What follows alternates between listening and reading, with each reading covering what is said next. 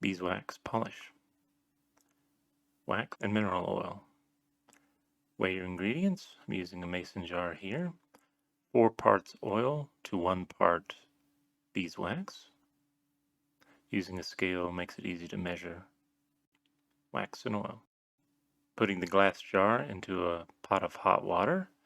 This will transfer the heat gently into the oil and wax. I pulled it off the heat a little early, so back on the heat for a minute, and then back to stir. Once all the wax is melted, the liquid will turn clear. Take it off the heat, give it a stir every 15 minutes or so, and after a couple of hours, you'll end up with something in consistency of toothpaste. Apply to your wood surface with a clean rag.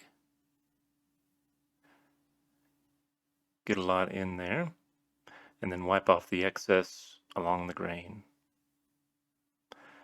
Acacia wood takes the oil and turns out a bit darker here. This is the denser wood. Laying it on nice and heavy. Remember to wipe off your excess. Give it a good rub to get all the excess off, and then let it dry for an hour. Give it a good buff after that. It'll raise up a light shine on the wood and make sure any excess is off. And that's it.